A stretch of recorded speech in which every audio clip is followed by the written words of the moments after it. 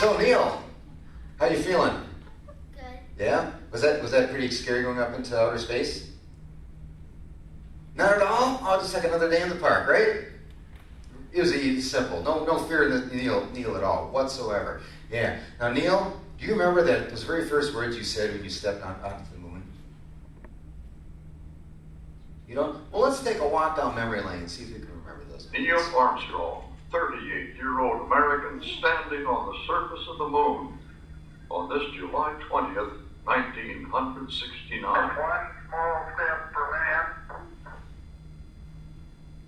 one giant leap for mankind. That was it. One small step for man, one giant leap for mankind. Those were Neil Armstrong's very words. That was his very voice saying it, as a matter of fact. You remember that now, don't you? Of course. Now we're going to start off with this very first piece of the puzzle. This is a guy on a bicycle. Why? Because the Wright brothers owned a bicycle shop. Hold that for me, if you would.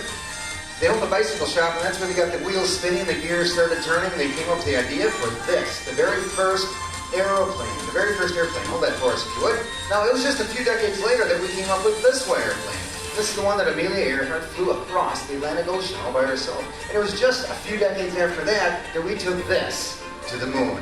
All brought to you by these people right here, the American people. Hold that for me if you would. We're going to put this puzzle together right now, right there for us. Okay, wait, one more piece, that's right. This piece is most important. It goes right here in the center. It fits right there in the, there's no room in the center for the piece of the puzzle, and it messed up. Should we quit? Should we just give up? No, don't give up. Should we keep trying?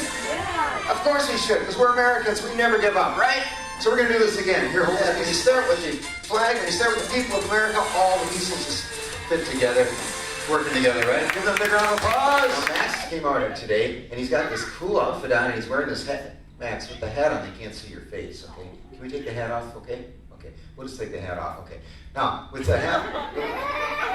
No, Max, I said take the hat off, okay? Sound good? All right. So he's going to take the hat off of us. Max, the hat needs to be off, okay? You don't need the hat on anymore? All right, okay. Good. So we're going to go ahead and do... Just stop that. Max, take the hat off. Keep the hat off, okay? Yes?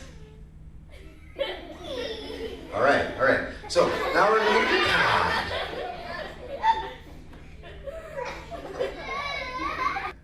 I'm going to share a life lesson that I learned from my dad, all right? It involves a paper napkin, much like this one right here. Now, when I was much younger, I went with my dad to a restaurant, and I was trying to figure out what I wanted to do with the rest of my life, much like you might be doing, right?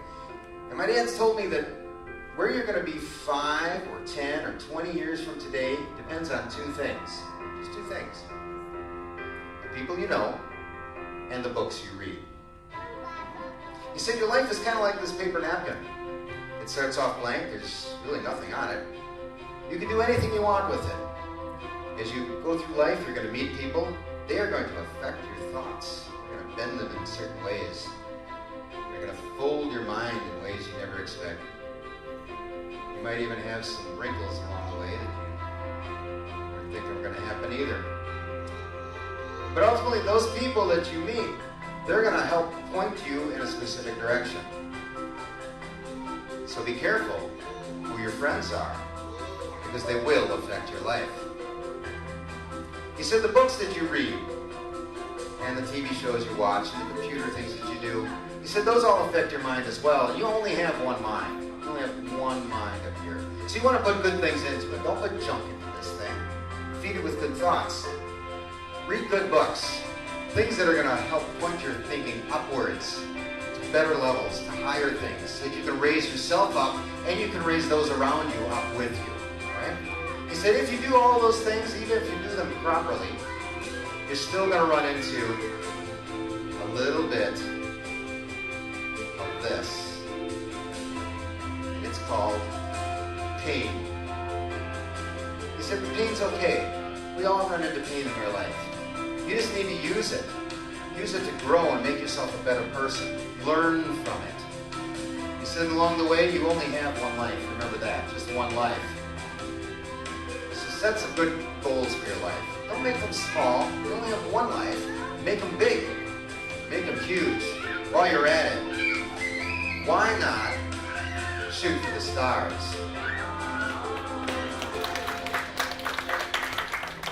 You see, in the 1960s, we decided to shoot for the stars. We set a goal in America to go to the moon. In 1969, we made that goal. We landed a man on the moon.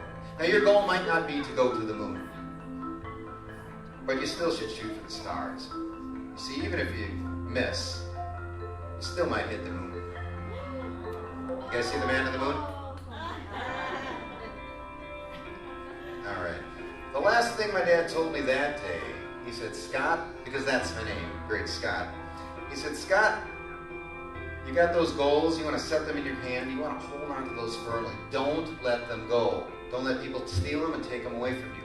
You want to hold on to those goals. Because if you don't, you're never going to reach the stars. If you don't hold on to those goals, if you let go of them, if you never set them at all, you might just find your life going nowhere. So set some good goals for your life. Shoot for the stars. Gather some good friends around you. Read some great books this summer. You can start right here in the library, all right? You guys go out, have a great summer. I'm Great Scott. You're not. But that's okay. I'll be me and you be you. That's the way it should be. You guys have a good rest of the summer again. I will see you down the road somewhere, all right? Goodbye.